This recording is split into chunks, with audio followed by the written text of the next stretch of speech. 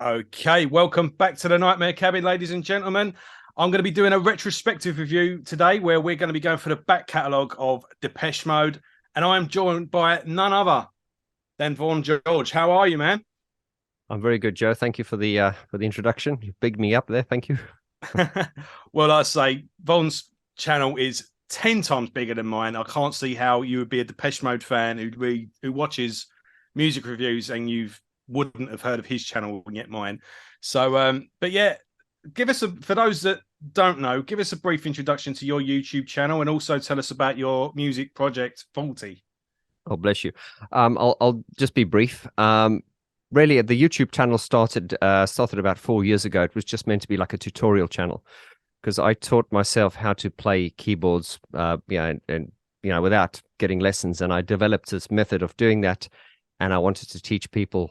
So my first two videos were tutorial videos, and then I went to a Gary Newman concert once, and then I thought, let me talk about the video, the concert. That went well. People said, "Oh, you should talk about other things." I thought, "Oh, okay." I was just stabbing in the dark here. And then my fifth video I released was a video called Depeche Mode without Alan Wilder, and that was just talking from a perspective of, I like this band and how I feel it's changed since Alan Wilder left. And that video went viral, much to my surprise. I haven't had a video that big ever since. And that's what spurred it on. And then I started doing a Depeche Mode album review series. And I think kind of why it worked was because there are a lot of people online doing reviews and stuff.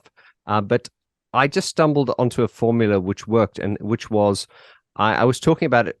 First things first, I was talking about something that I was very passionate about, which is Depeche Mode. And at the same time, whereas instead of just talking about the albums, I was talking about it from the perspective of a fan, but also as a musician and a producer, so I could do demonstrations and stuff. And that was the golden formula which I stumbled upon, which was the ability to, talk about the album as a fan, but also demonstrate as a musician. And that's really how where we've really sort of built up from there. And then Vaughty is obviously my music project. I release music under the name of Vaughty, and I've recently just been recruited by the band called Mesh. They're a industrial sort of pop. I've got to be careful when I put people into categories, but they are kind of in the same genre as Vaughty and Depeche Mode kind of thing. And long story short, I joined them for a couple of festival gigs to replace their keyboard player. And anyway, I'm recruited now for that as well. So anyway, that's a very short, condensed version. So I guess I'm a YouTuber, a musician, a producer, artist development coach, and yeah, I've said enough. Yeah, so I was just checking out your Bandcamp page, and I'll be putting a link in the description to that. And I recommend people check it out if you do like electronic music with an industrial kick and there's a bit of dance in there as well, I think.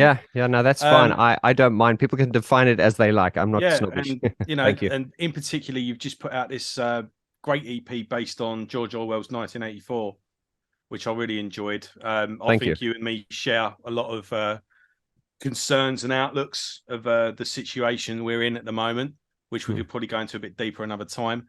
But yeah, you've got a good little catalogue there, and it's well worth checking out. So I'll put that in the description. Thank you, and Joe. Yeah, so here we are today talking about Basildon's finest, Depeche Mode.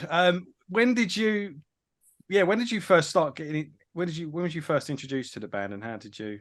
Well, I was a bit of a late developer in my life. I didn't, I think when a lot of my friends back in school days were listening to music, I was more into aeroplanes and things like that. I've always been a proper nerd. And I always knew the names because people used to, back in the day, people would have their favorite bands written on their pencil cases, like Def Leppard or Bon Jovi, back in the day. And I was familiar with the name Depeche Mode because I always saw it written on, but I was never really into music. But that all changed, and I got into Depeche Mode through Roxette, which is funny because that was the first album I bought. And Roxette then released a song for the Pretty Album woman called Roxette released a single called "It Must Have Been Love" for the Pretty Woman thing. Pretty Woman, yeah. And I came from a small mining town in South Africa, so I mean, we're talking like it was like one record shop there. And I went to that record shop because I wanted to get hold of that song. And the only way I could get it was to buy a compilation album. Anyway, this was 1990. So I bought this compilation album. It was a vinyl. And I got home and this had a selection of songs. It had Jason Donovan, Kylie Minogue, it had Alana Miles, Black Velvet, the lightning scenes. I mean, talk about a combination. And anyway, so I was listening to that vinyl, and when I never forget turning the vinyl over to side 2 and dropping that needle. And I was in my room on a summer's day, and I just heard that, those chords to Enjoy the Silence. Yeah. Anyway, the rest is history, and that is really what got me onto it. So from there, I visited their back catalogue, really starting with 101, because 101 is kind of like a greatest hits album. Yeah. And I was hooked after that, and it inspired me to, buy a keyboard, teach myself how to play, and here we are. Yeah, so similar things with me, really. But I got into. I remember seeing the video for Personal Jesus, and I think Enjoy the Silence, but wasn't particularly bothered one way or the other. And then it was actually, I think it was I was into the Deftones when I was at school. Oh yeah, and there was a article of them in their rehearsal studio, and there was a Depeche Mode poster from the World Violation tour. And okay, who Depeche Mode? Okay, and then I just kept hearing the name, but they were always in the background. But they were recommended by other musicians, and I was like, "Who is this Depeche Mode band I keep hearing of?" And I was going, like, "Have you ever heard of Depeche Mode?" They're like, "Yeah, they're from Basildon, are they?" And I think the first album I got was the Singles. I just took a dive. Yeah, it's like also a greatest hits album. Yeah, and was just intrigued by it. And then went in Personal Jesus and Enjoy the Silence, and I think it was It's No Good. I recognized that, but didn't realize I knew it, sort of thing. And and from there, Exciter was the next album. I got that one, saw them on that tour, and then bit by bit over the years just completed the catalogue and have been obsessed ever since. But they are, again, everyone that's a regular viewer of my channel, I'm predominantly rock and heavy metal, but I do have a soft spot for 80s pop. I do love a bit of electronic music on the side as well. And my my favourite non-rock band is Depeche Mode, without a shadow of a doubt. Like a bit of Motown and a bit of soul music as well. Bit of 80s soul as well. But yeah, I'll go into that another day as well. But yeah, Depeche Mode are I think Martin L. Gore is one of the greatest songwriters this country ever produced, and as successful as they are, they still don't get the accolades that they're deserved, and they don't get the recognition. I think they're kind of happy without it. But yeah, well, I mean, if you looked at their bank balance, I mean, people often say that, but I often say, just to be devil's advocate, I can mention a lot of other bands who are much more underrated than Depeche Mode. I know what you're saying, and I've often said this as well, but I think there are other things that come to my attention. I'm just like, wow, I think Depeche Mode have done pretty well, for a band that is completely non-conventional. You know what I mean? So. Oh, well, I think at the beginning as well, they were sort of the height of uncool. Yeah. And where I think normally what you get is an English band gets so far, but then the big test is, are they going to make it in America? Yeah. And then they get really big here, struggle in America, and then it kind of dwindles from there. Yeah, I mean, while Depeche Mode was the other way around. Exactly.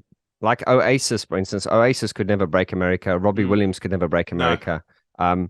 And I mean, just two random examples there. Whereas Robbie Williams and Oasis are massive in the UK, they're not that big in America. And the funny thing is, Depeche Mode was, we often refer to them as Britain's best kept secret. Or they were never that big here. There was like a cult following abroad. I think it's in recent years that they've become more getting the status here that they deserve. But it's taken a long time. But still, certainly, because I'm quite keyed into the Depeche Mode fan groups all over Eastern Europe, I can still tell you that the obsession with Depeche Mode is definitely in America and Eastern Europe, and They don't seem. There are bands you seem to either get them or you don't. You don't see. You don't have a like with the greatest hits. No one has that and just that. They either have the whole catalog or they've never heard of them. Or what you get a lot here is the band that's saying just can't get enough. Yeah. No, you're absolutely right. It's definitely a sought after taste, but I think it's one of those things. As you say, you're absolutely right there, Joe. You either get it or you don't. And when you get it, you're full in. No one's kind of half-hearted. You sometimes get these people that go, "Oh, I love Depeche Mode. Just can't get enough." And then they're not really a fan. Yeah. I think as well, they do time. I think timing has a lot to do with it as well, because they will sell out some pretty massive venues. But then, so that's that, that rabid fan base that are there. But then they go away, and it'll be 2 years, 3 years. In the more recent times, Dave Garn's been doing solo projects and whatnot. But it seemed like they would go away just long enough to get the fan base. That it never got to the point where the fans would be sick of, I'll just see them next time. Yeah, I mean, definitely. If you look at the earlier years, the frequency was an album every year. And then as they got bigger, obviously as they got matured with families and stuff, it's typically every 4 years. But that's because they were on the road typically for 18 months at a time. And then you've got the time off. Probably then it's time off, then it's pre-production, and we're talking really, really big scale kind of thing. So Depeche Mode they're not sort of like smaller acts that'll tour and do their legacy catalog. They only tour when they've got a band. Oh, sorry, a band, when they've got an album to promote. Yeah. And then you don't hear from them, and then they go completely silent. Yeah. And they don't have to be like in your face, because they've always played the role perfectly between mysteriousness and they're all out now because they're promoting an album, but once this is done, they go back into recluse mode. Yeah, recluse mode. Yeah, that's the tribute band. And there's enough of those, aren't there? My God. Oh yeah. Right, so I guess we'll start getting into the album. So formed in Basildon, in the late 70s, and then is it 1980 or 81? I think 81 was the first album. I mean, they formed before that, but the first album came out in 81. So formed by Vince Clarke, who wrote the lion's share of the material on the first album, apart from 2 songs. I think Martin, he contributed to, didn't he? Tora, and we'll get into that in a sec. But Speaking Spell, here we go, 5th of October 1981. I mean, we're miles away from what the band would become, but what do you think of Speaking Spell? I think I referred to that album as a very honest album. It was almost like a recorded performance. Now, when they used to play live, they used to play, everything was played by hand. There was no sort of, sequencing and stuff like that. So really what they captured there was, like if you listened to their live performances and you listened to that record, it really was it was very close to the way they would have performed it live. And also, it's a very honest approach, which I like to call straight from synthesizer onto tape. So it's like, and you can kind of pinpoint the parts. You can hear bass line, sequence, melody, vocal, backing vocal. It's just very honest and simple in that way. There's no sort of like effects there's no real sort of effects and atmospheres and things like that. That came late in the second album. So very direct, very, very a better album than A Broken Frame, I think. If you're looking at, I mean, I'm a fan, but critically speaking, I think a better album. Yeah, I think Vince Clarke, he did sort of master the pop formula, didn't he? That was a good thing around that time when you had bands like, Depeche Mode, or even like Human League, or all the synth pop bands. Really, they were as they were trying to be dark and edgy and alternative, but still trying to craft a perfect pop song. Correct. And obviously Vince went on to do that with Yazoo and Erasure, but there's a real good naive, like you said, honesty to this album. It's an eyes wide open approach. Yes, definitely. I mean, with opening track, New Life. I love that, you know, the way it just seeps in, doesn't it? And then when that beat kicks in, it just sounds, even now in 2023, it sounds futuristic. It sounds hopeful and optimistic. And it just seems, you know, it just must have been a really buzzing time. I mean, even now, this was in 1981. I was born in 84. And it's still, it feels, I picture Basildon when I listen to it. I can see them in these little rehearsal studios on some industrial estate, and in the town centre in the, you know, late 80s when I go shopping with my mum, you would have like these different buildings with different lights on. I don't know if you've ever been there, but there's this massive Toys R Us, and I mean massive. And that was like my, you know, if on your birthday, your mum would be taking us there, you know, and you had all these moving parts in the shopping centre, and even then, in the tacky kind of 80s way, it seemed futuristic. And you can still hear that on this album, you know. Yeah, no, Basildon I've been to once. I performed we did a gig there many years ago in a club called Colours. Yes, in Essex, opposite the train station. Yeah, that was an experience. But yeah, is, you know, I think New Life is a great little pop song. It's great. It's got that, you know, that futuristic sound to it. Sometimes I Wish I Was Dead was a really good song. It's a lot more chirpier than what the title. Yeah, I never understood that, but it's contrast. Yeah. But obviously you've got Just Can't Get Enough. Dreaming of Me was the first single. That was the closing song. I quite like Photographic as well. That reminds me of like an early Gary Newman or maybe early Soft Cell as well. It's got that, you know, I love that. I don't want to minimalist, is that the word? But it is. I mean, everything on that album is it's minimalist. Just got building blocks, isn't it? And then it just got they paint that sort of photographic pictures. It's definitely a bit more avant-garde than the other stuff. It just quite, the tone changes. Craftwork. That especially that little melody in that. But no, I think it's a great little album. And obviously Vince would then go on to other pastures. Apparently the rumor is, you may know a bit more as well, but he brought Only You to the studio. I'm working on a new song, played them Only You, and they went, no, we don't like it. So, fair enough. And apparently there wasn't like an argument or a fallout or anything like that. He just went, no, I'm leaving. And he formed Yazoo with Alison Moyet, another Basildon girl, and had a #1 hit, and they were basically just sitting there going, yeah, we messed up there, didn't we? And well, I mean, and not Only You is a great song. A lot of people thought that the Flying Pickets wrote that because they covered it actually, but it was indeed Vince Clarke who wrote that. And so then as a free piece, and the because Martin did contribute 2 songs to the album, it was I did mention it earlier, didn't I? Tora and Big Muff, the instrumental. So then it was like, right, you're the songwriter now.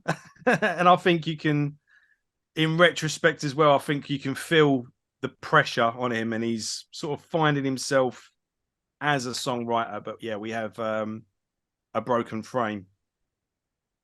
And I think generally speaking, I think fans, it's an album that's needed in the canon, but the best stuff's yet to come, isn't it? But this is an album they needed to make in order to. It was a stepping stone, yeah.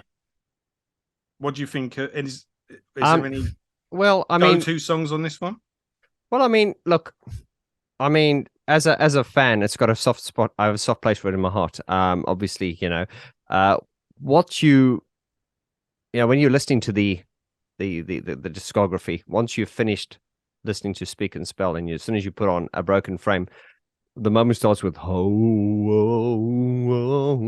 the tone is instantly different. The cover, which was done by Brian Griffin, I just think it, and if Brian's obviously my business partner now, and stuff. And you've probably, if you've watched the interviews on my channel, a lot of people, and indeed I thought at the time, was, he was inspired by the music. The reality was he didn't even listen to the music.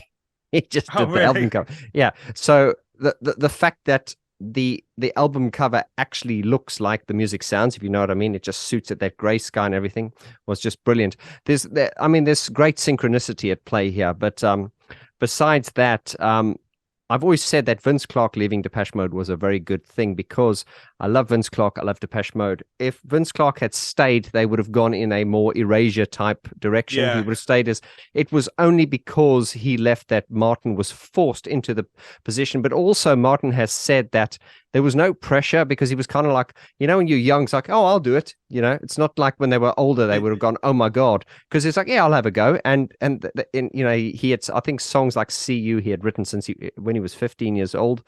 So he just did it. And you can criticize it, but I mean, it does have gems on there, like Sun in the Rainfall, and it isn't.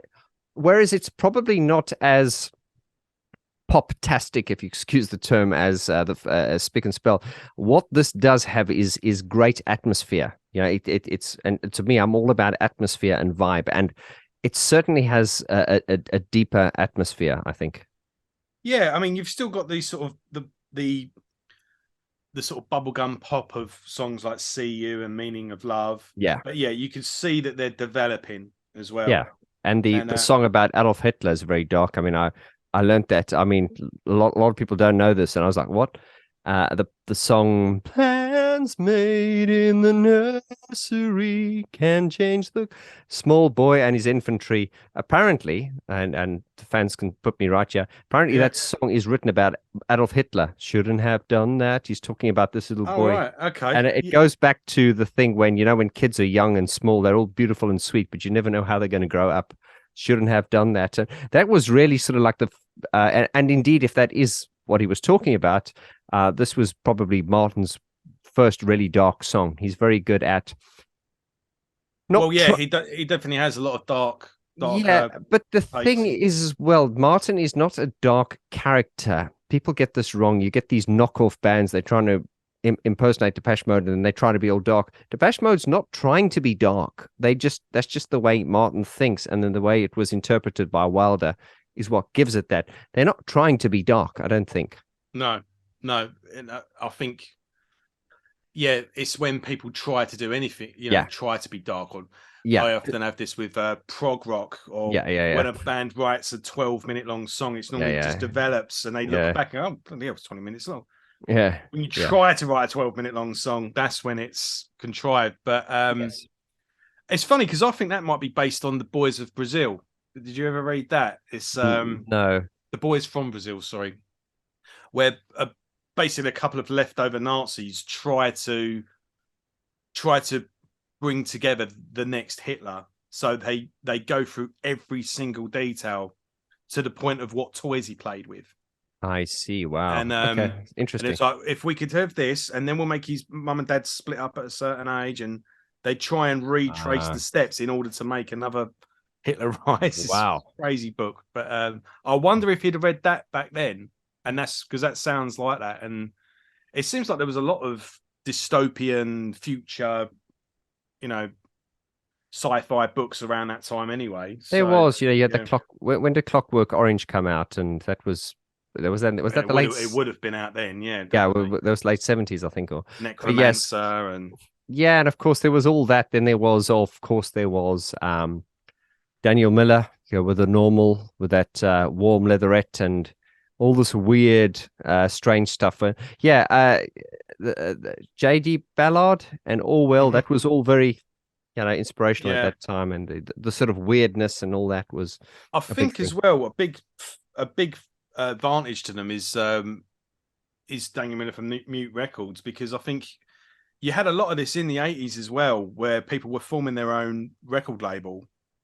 I think instead of basically signing on, they would give them a grant and say, like, we'll start your own business. And a lot of people started. That's how Earache Records formed.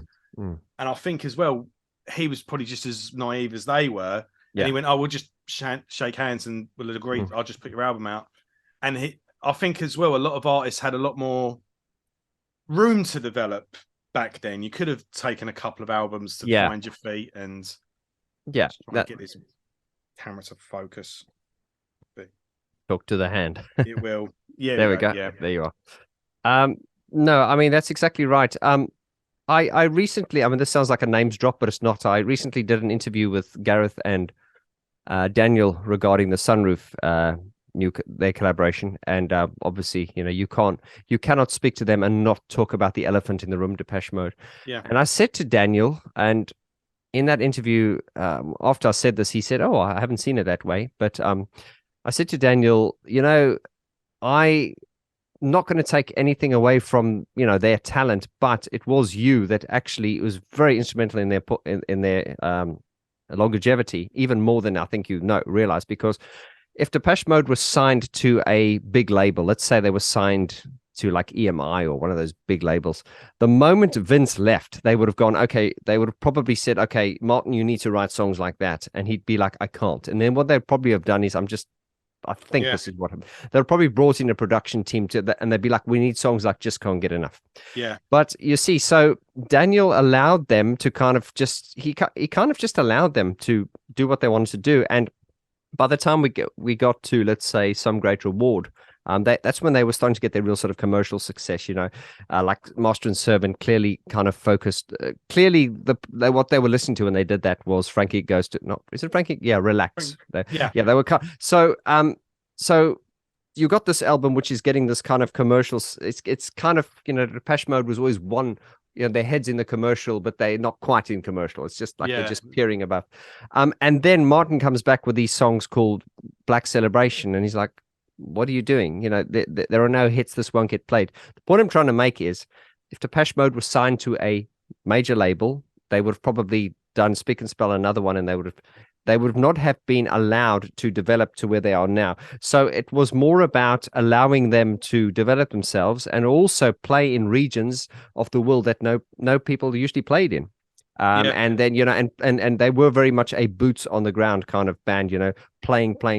And that is how they built this diehard following, a little bit like, I think Metallica, just jumping genres there. They filled up stadiums without a record label, I believe, in the beginning. So, it's the organic growth, and they were not pushed by a commercial entity, really. Yeah, and I think another thing adding to that is he saw them live and just went, I've got to sign them. He just knew there and then. And similar with you would never get that today. I don't know. Well, there's always exceptions, but you would never get someone who ran a record label just stumble into a club and go, yeah, these are good. I'm gonna check them out for some more. And they would never sign just a band that they were a fan of. It's a different world here, of course. Yeah, it's crazy. But there we go. We've off on a little tangent there, but that's what these conversations are all about. Absolutely. So, on this tour, so they record A Broken Frame as a 3-piece, but then on the subsequent tour, they bring on board Alan Wilder. And then the next album is when they start to use Alan, and Construction Time again. And again, massive step forward on this album. Love in Itself, More Than a Party, I think is great. It's a real underrated track. But then you've got big hits like Everything Counts, and Loving Itself was another big single. Yeah, what's your thoughts on Construction Time again? Absolutely. I mean, Alan Wilder joined the band just in 1982. And the interesting thing, cool photo of the band there. Sorry. Yeah. He. Oh, 1 second.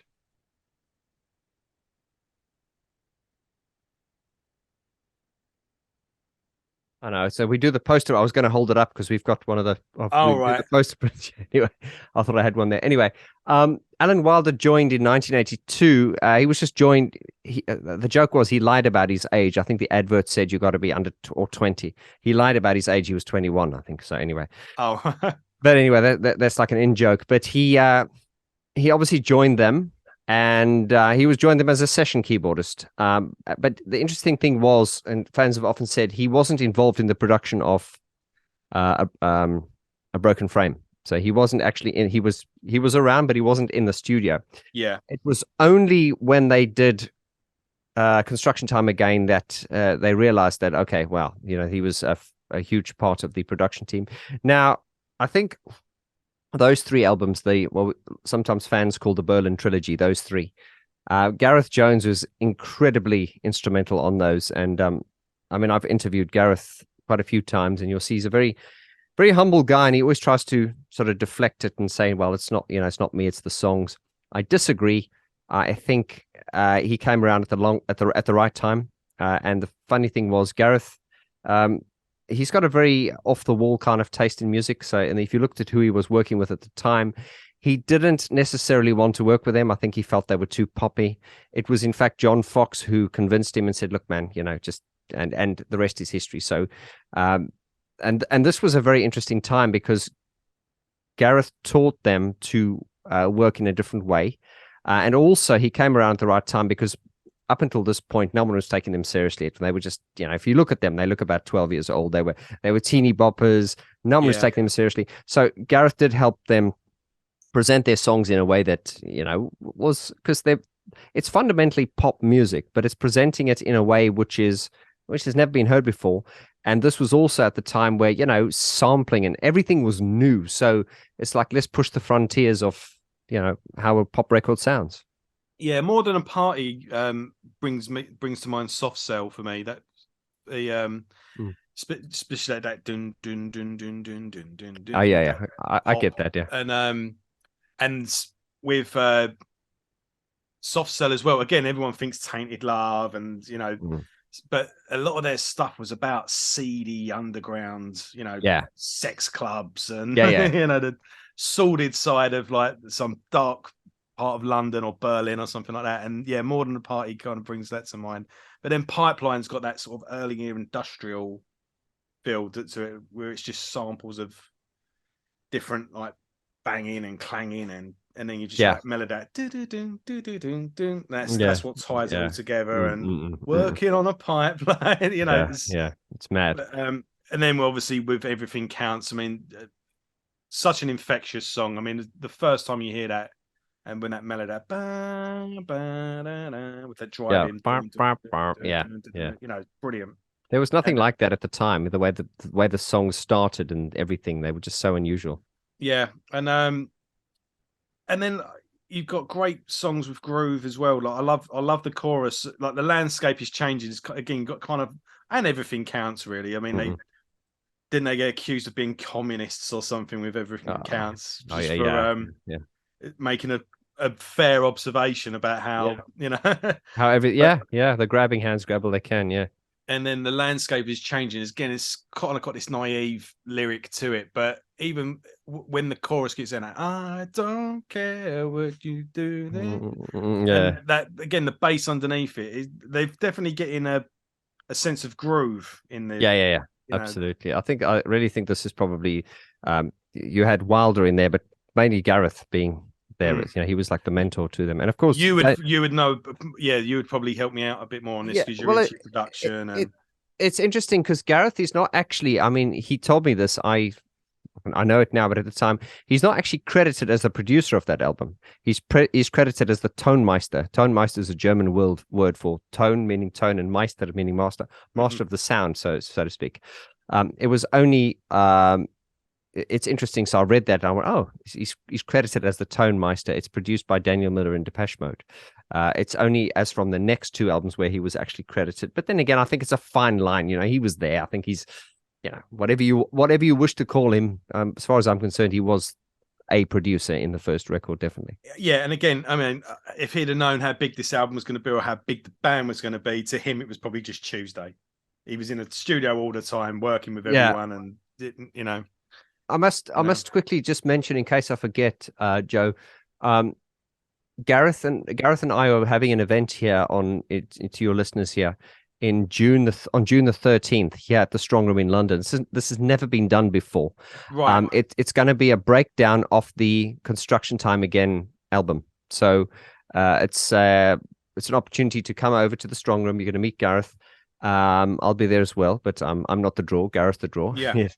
And he's talking about that album. So it's going to be like a breakdown of the parts, and we're going to set up a quad system, and he'll like play the sounds in isolation from the original record. So brilliant! I'll give you a link to that if your viewers would like to come over. That's going to be on the 13th of June. So I'd love to meet. Okay. Well, a link to that is in the description, folks. You can get yourself tickets to that, and also, again, check out Vaughn's music project Vaughty on Bandcamp. Bless you. I'll send you that tenner later. Thank you, mate. Yeah. I appreciate that. Thank you. And all compliments have to be accepted on a note as well. So I appreciate as many of them. Thank you, mate. So another step forward. And you mentioned Metallica earlier. The Master of Puppets, in my eyes, was their masterpiece, or certainly their first masterpiece. But the album before that, Ride the Lightning, is in some way on some days I prefer that, because knowing what comes next, you can just see everything forming and coming together on that album. They've still got a bit of dirt behind their ears on that album. It's still raw, but you can just see the stepping stones of that, what they would then go on to achieve with Master of Puppets. And I feel Some Great Reward is like that it's the prelude to Black Celebrations. Where they're going is here. Yes. Martin said in an interview that Black Celebration, when he did that, he felt that everything had a thread running through it from that point. But I think you're right. Black Celebration is that album where the thread starts, but this is kind of like the foundation of that. So I agree. Yeah. I've got a opening with the urgent sounding Something to Do. Urgent is a good word, yeah. And then again, I mentioned earlier 80s soul. I feel Lie to Me could have been adopted by it's that bass line, dum dum dum dum dum dum, dum dum dum dum. And in fact, there was a pop record, or a chart record, probably in the early noughties. I forget what it was. It was some commercial music, but it had that same bass line, dum dum dum dum dum dum. Yeah, I think I know the one as well. Yeah. And I was thinking, hey, blatant, just a funny story. A friend of mine, I was saying about the song, the song I Found Loving. Yeah. I found, and he said, like, what a naff song that was. I went, oh, I like that song. And he went, oh yeah, well, you are from Essex, aren't you? I went, what do you mean? And he went, oh, I didn't mean that in a derogatory way. He went, I used to run.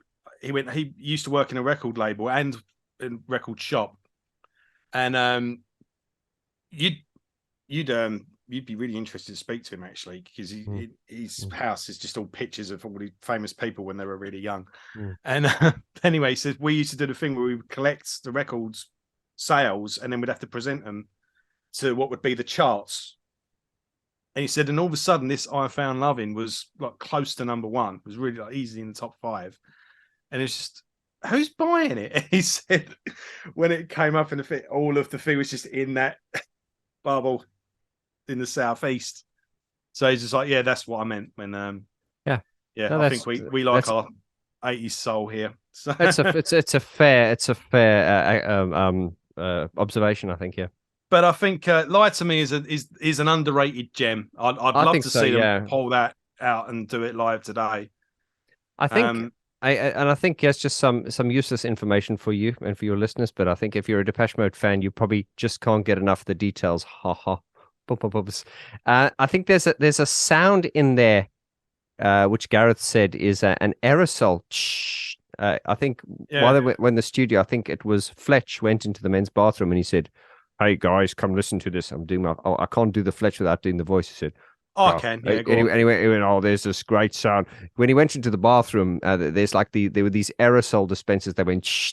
Anyway, so they went and they sampled that and they put that in line to me. So yeah, this just goes to show the innovation. There's like nothing was out of bounds those days. It was like sample anything and everything and get it in the song. Yeah, just record it and see what you can do with it. Yeah, but exactly. Then we've got the great People Are People.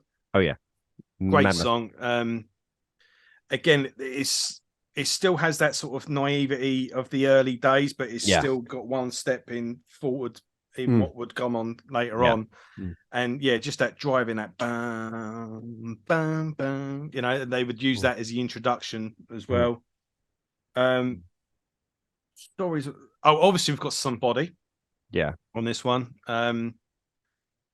Beautiful little song, but yeah, it's still got that. It's a bit sickly sweet, I find. Yeah, it is a bit, yeah. Yeah. But then we got Master and Servant, obviously, as well, and Blasphemous Rumors. So there's a lot of hits on this one. And but some, you know, hidden gems as well. But yeah, I think we're coming to the end of an era really with these first four. Do you find there is a gap, isn't there? Yeah, I mean, it is nice. Well, one thing that's interesting about Depeche Mode is every album had a different approach. They really sort of, I mean, it's not like Oasis. How many records have Oasis done? About 5. I always said, and pisses Oasis fans off, I said, Oasis have released the same album 5 times. Yeah. But then again, there's nothing wrong. There's nothing wrong with that, because they've got their sound, which is influenced by the Beatles, and they just do what they do, and they're bloody good at it. But it's kind of the same kind of. So this band, however, just to segue slightly, they always have a production meeting before the time, like how we're going to move this forward. You know, they had their rules. Don't use the same sound twice, make all your own sounds, you know, those kinds of things. So there was always a conscious desire to push the frontiers and present the album in a different way. And that is why if you look at all those albums, they don't really repeat themselves. Not so much the case in the, I mean, I'm not a huge fan of 21st century Depeche Mode. I think all their magic happened. I think, that's going to get interesting. Yeah, I think a lot of people, you know, I was the one who put my head above the pulpit and was quite happy to say I love this band more than anyone else. But it's like when you go to a restaurant and they lose their best chef. It's like, you know, I'll still go there. But yeah, they definitely lost something. But I'm sure we'll get to the Alan Wilder thing later. Yeah. But I guess just to answer your question is, every album you hold up, or there's certainly the ones you held up there, they all have a different sonic character to them. And even though there are similarities between the 3, which Daniel and Gareth produced, you know, the Berlin trilogy, those 3, they have a different sonic character and a different approach. So that's something that we're very good at. Funnily enough, it was you that made me aware of the Berlin trilogy. I didn't coin that phrase. No, I'd love to give credit. No, maybe not, but it was you that. And I'd love to know who coined that phrase, because it's a brilliant term, the Berlin trilogy. Yeah. And that was Some Great Reward, Black Celebration. Yeah, that was Construction Time Again. Oh, Construction Some Great Reward. Right. Yeah, those were the ones that Gareth Jones worked on. Yeah.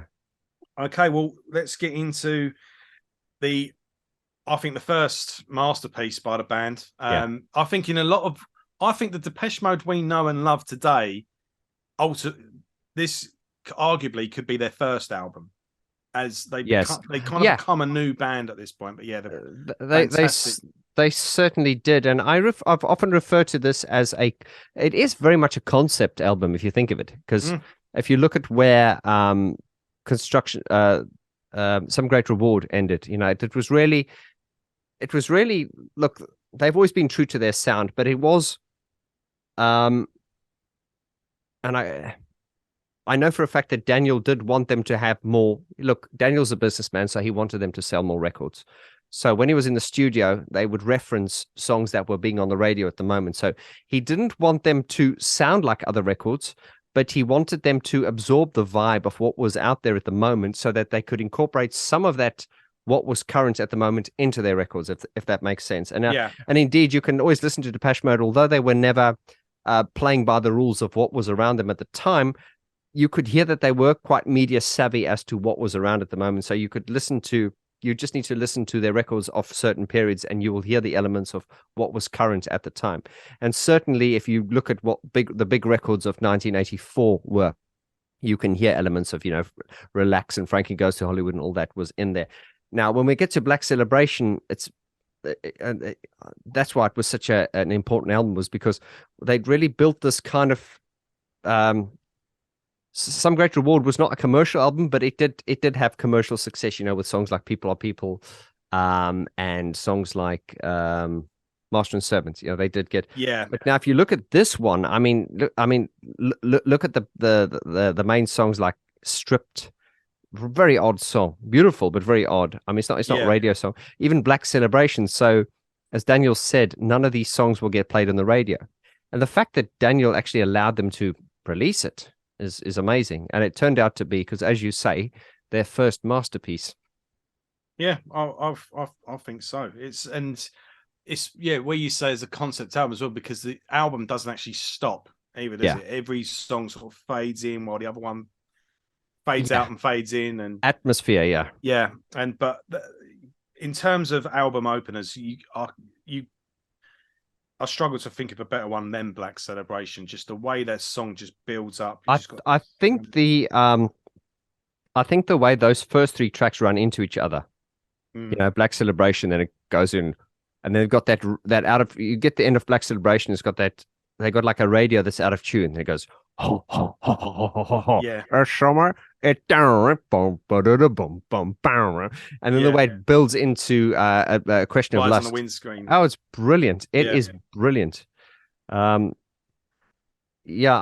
think, and also Alan was, and there's a lot of talk. Alan was, I think, very annoyed by a lot of things, as you read in the autobiographies. He wanted, I think. Oh yes, there was in America they released "Not Tonight" as a single, and Alan was very pissed off about that. You know what I mean? Because there was this thing, there was this kind of idea at the time that the American market won't get it. It was kind of condescending towards them, and Alan was. There were other things Alan was annoyed about. I think "Fly on the Windscreen" was meant to be a single as well, but of course, they figured you can't have a song that starts off with "Death is Everywhere." You know what I mean? So, I think, "Not Tonight" wasn't even a main track, was it? It's a hidden track. No. And "Not Tonight," although I did a video series recently on my 10 favorite Depeche Mode songs and my 10 least favorite, and people were very shocked that I actually got "Not Tonight" as one of my 10 favorites, and the reason for that is, "Not Tonight" was a B-side, and when they used to produce records in those days, this was Gareth Jones's idea was, look, like a song like "Stripped," they took a long time. I think the song took like 10 days to mix. All right, the albums took a lot of time. The whole idea with that record was to spend 3 months in the studio and not leave every single day, to give it that and I think they did capture that, because it has got a very claustrophobic sound. But what they decided, this was Gareth Jones' idea for the B-sides, was, okay, we're going to spend as much time as we need on the album tracks, but for the B-sides, we're gonna finish it in a day. We're gonna write it, record it, and produce it all within a day. So that's a really refreshing vibe. So all the B-sides on that were done in a day, which is amazing. So if you look at a song like but Not Tonight, it is a little bit plinky plonky when you listen to it.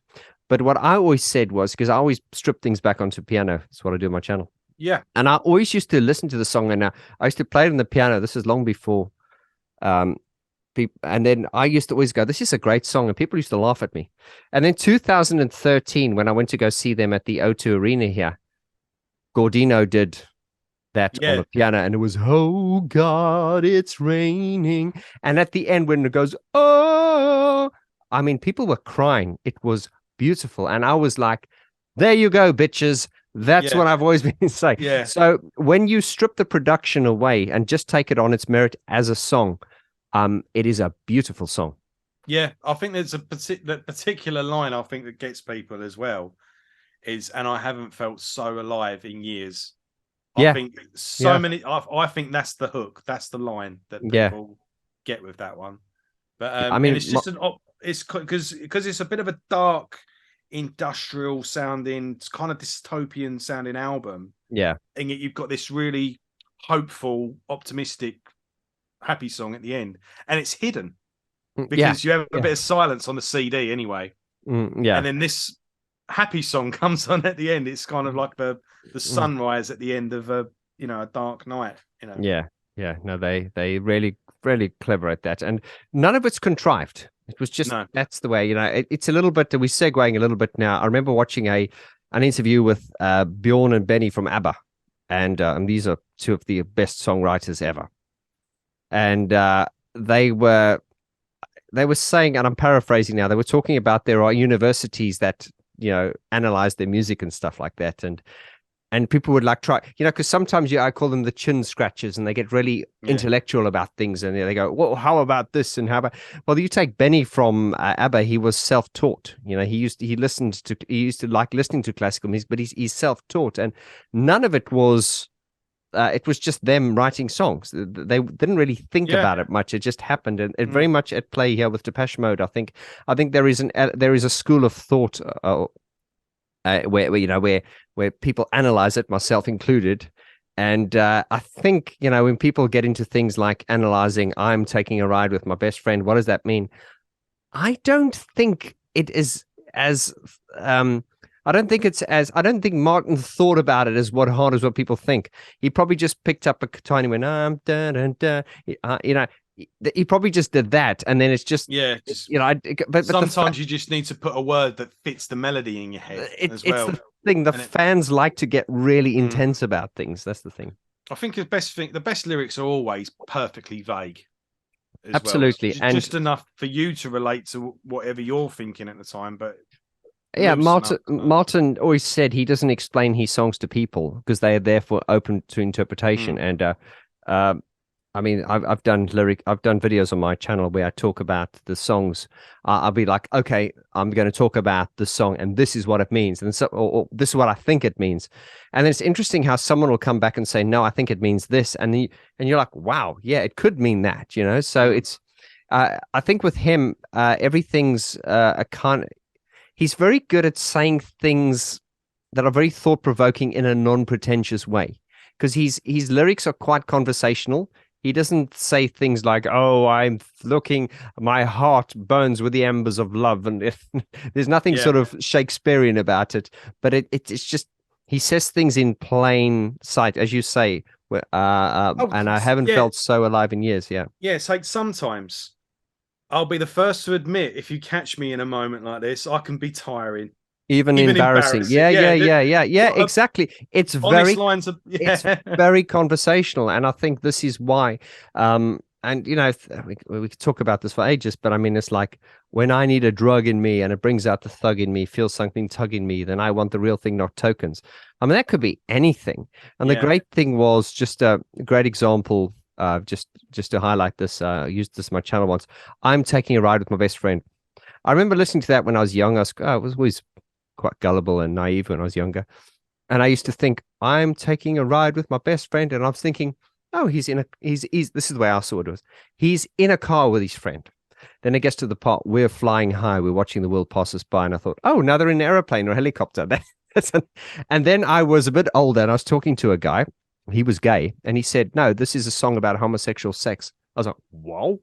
He said, yeah, I'm taking a ride with my best friend, his sex, and I hope he never lets me down again. We're flying high, we're on drugs. And then that was the first time I realized. I was very naive at the time. I went, oh, wow. But I think that demonstrates that, and there are many examples, but I'm trying to illustrate how a kid could listen to this and just hear something seemingly obvious, but dig deeper. This guy said it was about gay sex. And then, of course, in the conversation, someone said, oh, why is it gay sex? Why can't it be sex? so everyone has their own interpretation of it. And that's a perfect example, I think. Yeah, no, definitely. Yeah. But again, this album is packed with great songs. And, we can talk about, Question of Lust or Question of Time, Stripped. But I think because we've got so much ground to cover, I think we'll maybe just try and point out some underrated gems on the album. I think Here Is the House, I think, is a really underrated song. I love the melody at the end as well. But I think as well, just re-listening to these albums in preparation for this, New Dress, what a tune. What yeah. And I would We'll driving bass on that as well. Like, dun, dun, dun, dun, dun, dun, dun. Yeah, and again, the lyrics they mean as much now today as they did back then. You know, where it's obviously it's focusing on Diana. Now it's just focusing on someone else, but they're wearing a new dress or what they're wearing, or this relationship has broken up, and just that you can't change the world, but you can change the facts. When you change the facts, very political. Yeah, very political. Right. So yeah, we've established new grounds with Black Celebration, but then this is when things really get big for the band. One of the most successful tours that follows. I don't know if they try and go completely, what's the word? Commercial, for want of a better term, but we'll get into it. Next up, we have Music for the Masses. Well, to answer your question there, I'm being rude because I should let you finish answering the question. But when you're saying commercial, I'm saying yes. So I'll let you finish answering finish asking the questions, then I'll. No, I think that was pretty much it. I mean, do you think they really did try to go and get big? Yeah. Yes, you must remember, as I said, Daniel Miller, very clever man. You know, as I said on the interview I did with him, I said, I think the reason Mute is, in my opinion, the most important record label in the history of electronic music. And I mean, I will argue with anyone who disagrees with that. But I think they are because Daniel allowed every band, you can just think of Nitzareb and Erasure and Depeche Mode, they've got so many different artists, but they allowed each artist to express their own their own sound.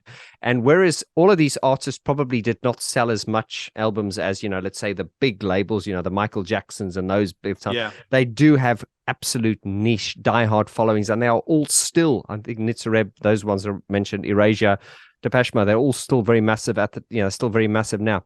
But Daniel obviously allowed that, but he was still a businessman and he wanted them to sell more records. So there was always this idea of, okay, we're not going to bastardize them. We're not going to, get them to write hits, but let's just see what's available commercially and just lean into that. And that is why I think they decided to work with Dave Bascombe, who of course had just produced songs from The Big Chair.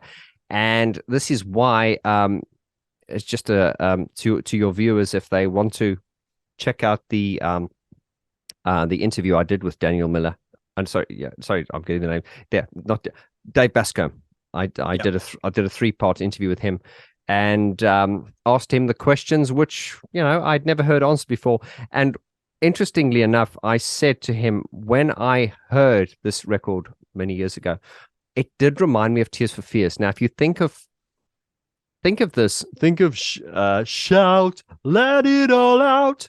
The way Roland Orzabal sings with that low, that could have been Dave Garn singing. He could have sang that, because it's also the vocal placement and the sound of the vocal. Like, I'm getting a bit geeky now, but also just listen to the sonic character of the record. Listen to Never Let Me Get Down Again, and then listen to a song like Shout, Shout. It has the same kind of sonic character to it, and I think that is obviously because you're using the same producer. Although they're working with a different band, there is something of their essence that's going to rub off onto that record. So to answer your question there in a very long-winded way, but I like to be as articulate and clear as possible. Yes, I think this was them trying to not get commercial, but possibly lean into a slightly more commercial sound. And that is why I think they approached Dave Bascombe. And I think it was Dave Garn who recommended Dave Bascombe, and because he was a big name.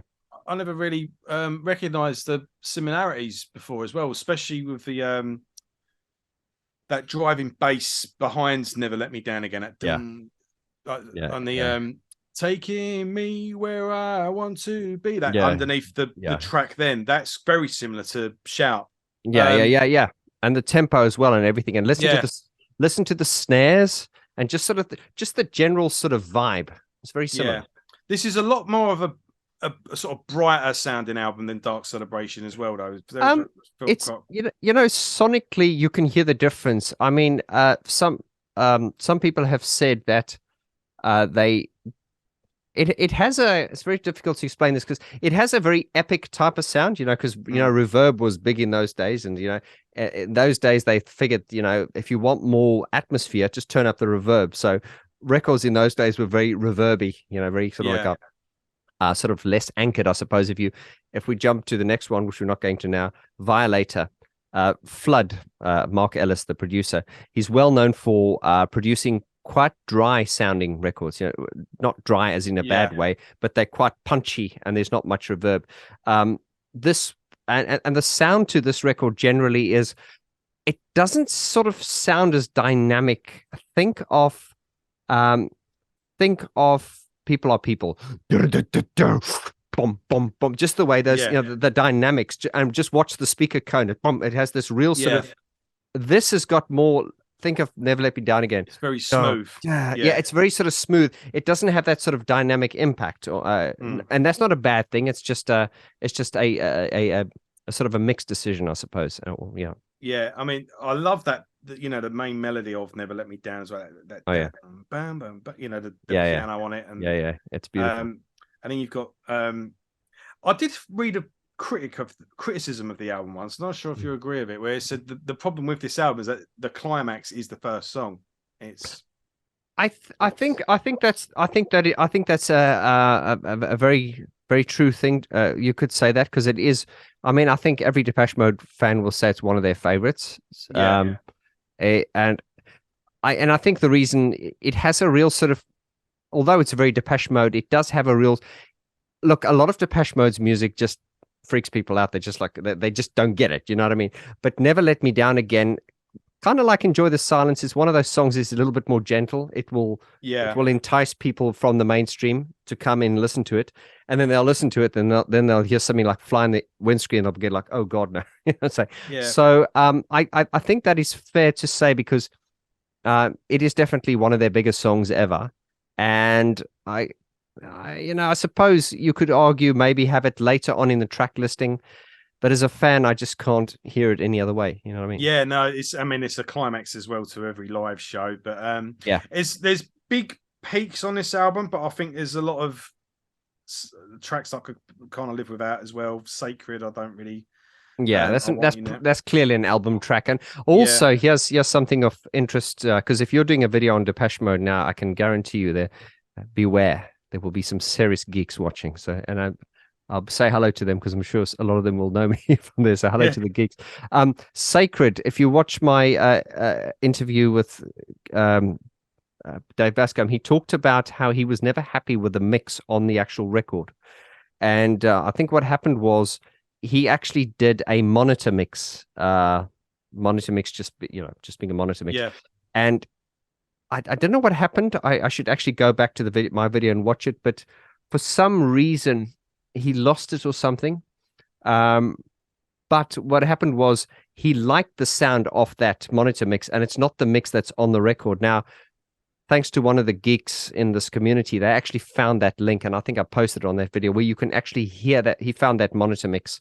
And I asked the question, is it better than the album version? Anyway, that's an interesting question. Okay, but it's an album track. Many, it's a perception. Some people will like it. Demos on. I was listening to the "I Feel You" demo the other day. How did people get hold of that? Yeah, and it's all over YouTube now anyway, and everything's leaked. I would say maybe one of my again, your favorite Depeche Mode song. You'd be here all night, but I'll tell you my top 10 now, and then tomorrow I'll think of another top 10. But underrated, and in my wildest dream, if Dave Garn quit and Martin rang me up and said, "Listen, I want you to come sing for us," and I would say to him, "You've got to add this song to the set list." Okay. Nothing. Yeah. What a song! And on 101, when they're performing it with the girl dancing and the car going through the city and all the skyscrapers, makes a great video. And I think it's fantastic. And it is. That's true. That is actually another underrated gem. That one, I would quite happy. I spoke about the Depeche Mode live performance. There are certain songs that they have to perform every time. I would happily see them lose Personal Jesus and replace it with a song like Nothing or something, which they never do, because it's one of their biggest songs. But I get you. It's a very good, very underrated song, I think. Yeah, and then that leads us to we'll cut off here. The I think that's a pretty good too. It's 101. we'll come full circle. This is where you began with the band. Yeah, that's yeah. I mean, just four little wicks from Basildon end up selling out the biggest venue in America.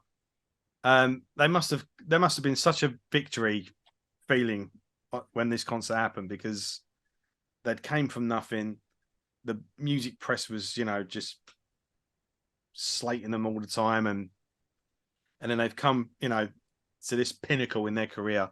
It's a great set list. I've just seen as well, there's like a special edition of this where you get all sorts thrown in. And yeah, it's funny. I was just talking about this on my YouTube, sorry, my Facebook group the other day. Someone posted that, and I think I watched it recently, about a year ago, and I kind of enjoyed it. And I'm actually going to release a video on this soon, like a reaction video on it, because I think a lot of fans agree with me. When I watched it at the time, it really annoyed me, because it was like, I want, and this was before the internet. That's a long time ago. I was really wanted to see the band, and what was annoying about this DVD or this before DVDs. I did have this on video originally. Okay, yeah, I had it. I'm going to say I had it on VHS. Yeah, and what was annoying about this is how it kept chopping and changing. Now this was a very new. Okay, this is the way these kind of rock documentaries are done these days. But certainly at the time, the style was very radical. So it would start off, and you'd see them in the Rose Bowl, and then would just cut to a live performance, and cut to these kids in the bus, and it really annoyed me, because I think a lot of fans agreed with me, because what we all did in the time was I would fast forward every part with the fans, and all I watched was the parts with the band. And there's that very famous scene where Alan Wilder goes, "Oh, you want some history now? Well, the reason we don't have a drummer is," and he gives that in the sound check. And I must have watched that thousands of times, because that's how I learned to play keyboards, while watching VHS videos. And what was there were those moments, and there was a few moments of Martin and Fletch going to that record store in Nashville, and then there was so I was, and that's what I found annoying at the time, was all these fan things. But I think watching it back now, I appreciate the fan element, but back then I was a bit annoyed by it. Dave's really funny as well, isn't he? Talking to the guy, he goes, "I think I'm just going to give up and go back to the supermarket." Stuck shells, yeah. At the end of the day, I was stacking shelves. At the end of the day, he was really Essex back then. He was like, at the end of the day, I was stacking he's shelves. Bloody American now. No. I someone once asked me, they said, "Vaughn, do you think that moving to America corrupted Depeche Mode?" And I think it kind of did, in a way, because, if you listen to like at the height of them, like Black Celebration, and I think of that live in Hamburg, they were playing in these like academy type things, maybe audiences of 6,000 to 8,000 people. It was like claustrophobic, and now you look at it, it's like Depeche Mode live at Las Vegas. It's got this kind of commercial vibe to it. You can hear as well, it kind of slips now and then, and something comes out. But I remember when they're preparing for the concert, and Dave goes, "I don't know what to say. Like, I'm not fucking Wordsworth." I think I should just say welcome to the concert. Yeah, what do you think is fucking words? I think I should just say good evening, everybody. Yeah, that was what he said. Yeah. It's a great. I mean, looking back at it now, it's great, and we're talking about it 30 odd years later. Yeah, but I do like this. I'm glad that it came out on DVD, because it does have a separate bit where it is just the concert, isn't it? Yes. I think that's something I should actually get hold of one of those, because that's what I was missing as a kid when I got that. I was wishing that there was a separate release with just the concert, and I think but it doesn't have all the songs though. I think the full concert is on CD. You only get about 10 of the straight head concert, so it's still not perfect, but you do get it. So you get a bit of interview on there. There's a box set as well. It's over 100 quid though. But I think D.A. Pennebaker, he, God rest his soul, but I think he missed the trick there. You know what I mean? Because I think a lot of the footage went missing and stuff. So it's interesting as well with just segueing a little bit, still relevant. Brian Griffin and I are we're releasing a Depeche Mode book now. It's basically, the book's called Mode, and it's all about his photographs that he did with Depeche Mode because he photographed them between 81 and 86 and did all the album covers. So we're busy releasing that. And the interesting thing was I was sitting with him in his studio when we were going through all the old transparencies and negatives. You can imagine me like a fan, goose flesh all over. And a lot of the stuff I looked at, it was amazing to see. But Brian said it's a pity that he didn't take more photos, because back in those days, think of these days when you're on a film set, everyone's filming, there's so much footage. Back in those days, it was all, everything counts, I guess. Yeah. So there is not as much stuff available, which has in turn made the stuff that is available a lot more rare. Coming back to this now with the DA Pennebaker, I can understand why things just went missing in those days. Everything was hard copying. You didn't really have digital backups and things like that. So yeah, no, different time. Yeah, and the equipment would have been heavier and probably more expensive and whatnot. But I think, I think we'll finish with another bit from that film with Andy Fletcher in his deadpan British, nothing impresses me way, when they're on the radio station and the person says, if I sing, can I get tickets? And he goes, go on then. Went, we're going to sing People of People. He goes, no, you have to sing a harder song than that. Yeah, you got to sing a harder song. Then they goes and sing, and just a couple of seconds of silence, and then he just went, yeah, well done. You got 3 of the words right. but then again, being American, they probably know. Oh, I'm going to get hell for this, The jokes of they say Americans don't understand irony, but the guy on the radio clearly probably didn't catch the joke. You know what I mean? Yeah. Congratulations, you got, and he didn't say 3, he said 3. You got with an F. Yeah. You got 3 of the words right. Love it. Yeah, bless them. Well, this is the end of part 1. We'll be. Thanks for joining me, Vaughn, and it's been a pleasure, mate. And we'll come back on and do a part 2, picking up with Violator. And we'll see how we get on. I don't mind coming for a part 3 if it helps you. See how it goes. Yeah. But well, again, go check out Vaughty. Check out the 1984 EP. In the description, we've got a link to the Bandcamp page, and do some shopping, and also check out Vaughn's event on the June the 13th. Yes, right. Yeah, so tickets are also in the description. And thanks for watching. And if you're new to the channel, welcome aboard. And if you're a regular viewer, thanks for checking out something a bit different. And the metal will be back. Don't worry. Watch this space. And we'll see you all soon. Thanks for watching. Thanks, Vaughn. Thank you, Joe. You're welcome. Bye-bye.